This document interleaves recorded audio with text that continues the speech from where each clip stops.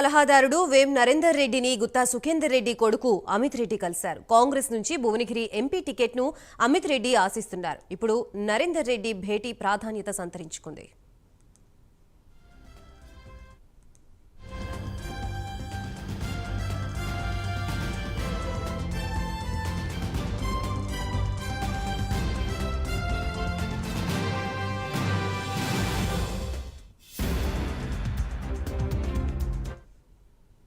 CM Revanth Reddy సలహాదారుడు వేం నరేందర్ రెడ్డిని గుత్తా సుఖేందర్ రెడ్డి కొడుకు అమిత్ రెడ్డి కలిశారు. కాంగ్రెస్ నుంచి భువనగిరి ఎంపీ టికెట్ను అమిత్ రెడ్డి ఆశిస్తున్నట్లుగా తెలుస్తోంది. ఇప్పుడు నరేందర్ రెడ్డి భేటీ ప్రాధాన్యత సంతరించుకుంది. ఇక ఇదే అంశానికి సంబంధించి మనకి మరిన్ని డీటెయిల్స్ అందించడానికి మా ప్రతినిధి నాగేంద్ర లైవ్ ద్వారా సిద్ధంగా ఉన్నారు. నాగేంద్ర,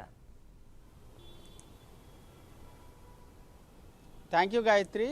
బీఆర్ఎస్ పార్టీకి ఆ పార్టీ నేతలు వరుసగా షాకులు ఇస్తున్నారని చెప్పాలి. బీఆర్ఎస్కి సంబంధించినటువంటి నేతలంతా కూడా ఒక్కొక్కరుగా ఒకవైపు ముఖ్యమంత్రి రేవంత్ రెడ్డితో, అదేవిధంగా ప్రభుత్వ సలహాదారుడైనటువంటి వేం నరేందర్ రెడ్డితో వరుసగా సమావేశాలు అవుతున్నారు. తాజాగా కొద్దిసేపటి క్రితమే గుత్తా సుఖేందర్ రెడ్డి కుమారుడైన అమిత్ రెడ్డి వేం నరేందర్ రెడ్డితో భేటీ అవ్వడం జరిగింది. ముఖ్యంగా ఆయన బీఆర్ఎస్ పార్టీ నుంచి, అంటే అమిత్ రెడ్డి బీఆర్ఎస్ పార్టీ నుంచి నల్గొండ లేదా భువనగిరికి సంబంధించినటువంటి పార్లమెంట్ టికెట్ పైన కన్నేశారు. ఆ టికెట్ ఇవ్వాలంటూ కూడా బీఆర్ఎస్ అధిష్టానాన్ని కోరడం జరిగింది. కానీ బీఆర్ఎస్ పార్టీలో ఉన్నటువంటి వర్గపోరు, ఉమ్మడి నల్గొండ జిల్లాకు సంబంధించినటువంటి వర్గపోరుతో, ముఖ్యంగా బీఆర్ఎస్కి సంబంధించినటువంటి మాజీ మంత్రి అయినటువంటి ఆయనకే ఆ నల్గొండ లేదా భువనగిరి టికెట్ కేటాయించేటటువంటి అవకాశం ఉన్నటువంటి నేపథ్యంలో ఆయనకి మాజీ మంత్రికి టికెట్ ఇస్తే మేము సపోర్ట్ చేసేది లేదంటూ కూడా అమిత్ రెడ్డి తేల్చినట్లు